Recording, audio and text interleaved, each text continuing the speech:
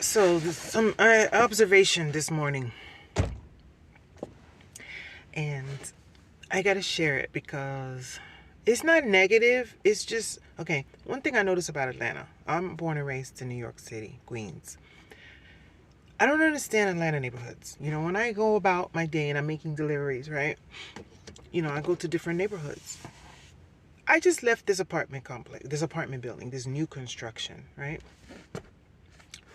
Luxury hotel style amenities. So when I was walking up to the ramp, anyway, so this woman, black woman, a thick black woman with a little boy, she had on a sweatshirt.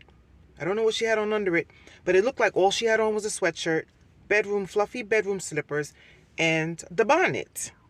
In her defense, the violet bonnet matched her sweatshirt. She was matching. So I was like, we smiled at each other, and I said to her, are these apartments nice? She was like, girl, yes. I said, I know they cost a grip, right? She was like, yeah, they're like $3,300 for like a studio. I hate to stereotype, but I'm gonna stereotype. She didn't look like the type of person that can afford a $3,300. And then that's very, very ignorant to say, because you can't tell what a person makes or who they are by what they look like. Okay, I didn't know that, but my instinct just looked at her and I said, because a certain type of person is not gonna walk. I don't even have any money, and I don't walk around the street. I don't go to Walmart with bonnets on my head, So she's walking. So anyway, she goes, yes, girl, studio is $3,300. And I looked at her and I was like, whoo, must be nice. She goes, girl, I got in here with the lottery. I said, huh? And I was right. She said, let me tell you, I'm lucky. She said 5 units of all the apartments they have. It's a thing with Atlanta, with the city, where when you build luxury places, you have to give a certain amount for poor people. She goes, I was one of 5 people who hit the lot, who won the lottery. So basically they take low income people and they say, we're going to give you this apartment for a low income price. We're going to give 5 families this apartment. What? So I said, what? She said, girl, yes. She goes, I got a 2-bedroom and it's being subsidized. So she didn't say how much she's paying. She said, but it's subsidized, honey. I ain't paying that shit to live. Beautiful area, brand new neighborhood, brand new building, brand new apartment. The advertisement says luxury hotel style living. So I was like, girl, you lucky. I said, that's a blessing. And her son was so cute. And I was like, okay. So I'm at my next stop now. So I said, okay, I got to vlog about this. I know New York, when I was growing up, they had rent stabilization. I don't know if they still have it, where the rent in a particular building was stabilized or whatever. Like they couldn't keep increasing or whatever. Growing up, they had Section 8. My mother was on Section 8. We lived in nice neighborhoods because my mother was able to find nice places to live that took Section 8. Nowadays, especially here in the South, they don't really take Section 8. I don't know. I don't have it. I wish I did. So I came here to say, if I build myself up to the point where I can afford to pay $3,000 for a luxury apartment or any nice neighborhood, if I work my ass off and I achieve a level of financial success where I can get myself out of the hood and into, I don't live in the hood, but get myself out of a certain environment and choose the environment I want to live in. I do not want people that cannot afford to live in that environment to be placed in that environment. If I work, it's to get out and away from a certain kind of people, certain mentality, certain ghetto ass. If I can pay $3,000 a month for a place to live, which I'm damn $2,300, which is why I'm moving, I do not want people who are on food stamps and walk around with bonnets on their heads living in my building. Now, I know that's not high vibrational. I know that's not, the best way to think and all that bullshit. in the real world, if I go buy a house in a neighborhood, a luxury neighborhood, I don't want people from Martin Luther King Jr. Boulevard, Metropolitan Avenue, getting a Section 8 house in my neighborhood. I don't understand why they do that shit in Atlanta. Why do y'all do that? You can build a whole fucking apartment building and put all the rent subsidized people, low income mentality people. Notice what I said, low income mentality. My income is low. I consider me to be low income.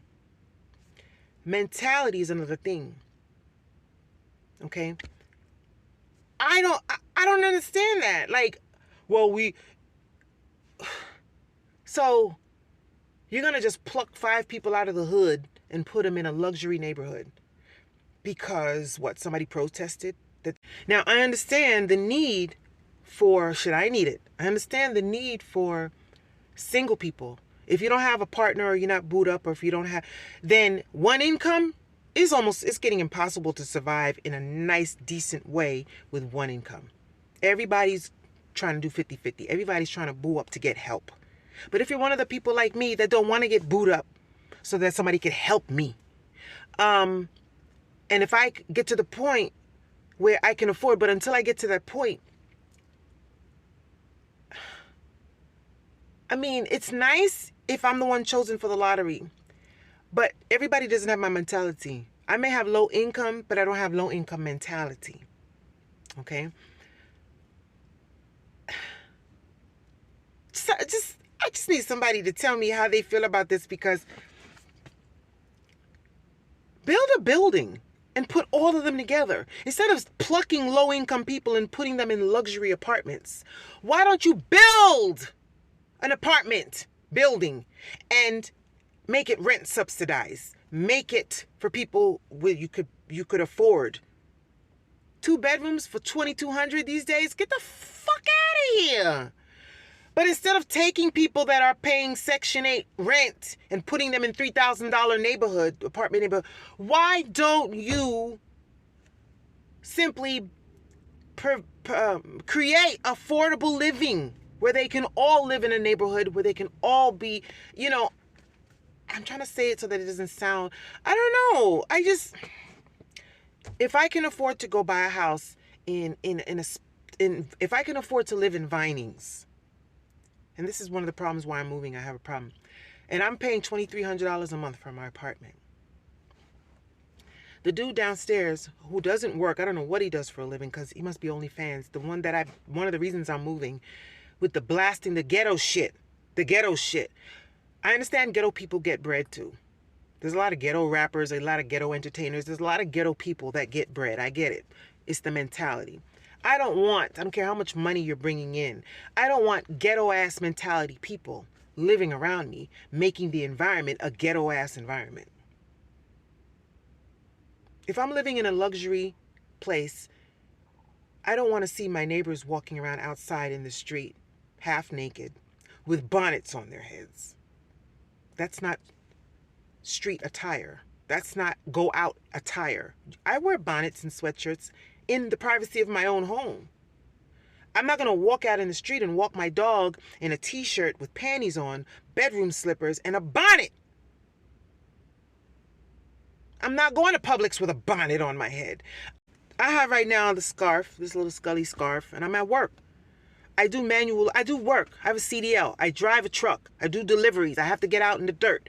I got to do all kinds of stuff. So me with this scarf and, I have on work gear, my steel toe and all that. That's different. But a bonnet, that gives off another message. A bonnet is you're home, or you're getting your hair done. If you're in the beauty salon, or I don't know who created this style among black women that everybody's walking around in public in a bonnet and underwear. Women are walking around in public with a t-shirt, slippers, and bonnets. Black women are going to stores, restaurants, events. They're going out where they should be dressed in street clothes, in t-shirts that look like they have nothing but panties under them, flip-flops or bedroom slippers and freaking bonnets on their heads. Just do your hair, throw on a wig, wrap a scarf.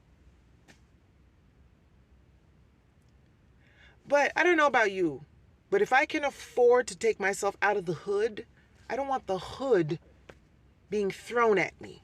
I don't want the hood. That's not fair. You got to earn your way in this world. And I don't mean through hard work, because I believe in the law of attraction. But what I mean is, if you have gotten to the point where you can pay or live in a certain environment, someone should not get the lottery and get a free apartment. That's not fair. That's not fair. Because if you don't earn it, you don't appreciate it. They're not going to carry themselves a certain way because they don't have to go to work and pay for it. And it's 9 o'clock in the morning, 9:30 in the morning. And she's there with her son, clearly on public assistance because she said she hit the lottery, and she's walking around with bonnets on her head outside a luxury building when everybody else is probably at their corporate jobs or whatever they're doing to be able to afford to live there. That's not fair. I hate that Atlanta does that. Why do you people do that in Atlanta? Why do you people do that? What is the rule, the government rule that says you got to allocate a certain amount of apartments or a certain space for people that cannot afford to live there? Okay, that's my morning rant. I just had to vent. I just had to get that out of my chest because that shit tripped me the fuck out. I'm like, this bitch is living... I'm out here busting my ass working as a single woman, struggling to be able to afford a decent place to live, and she's living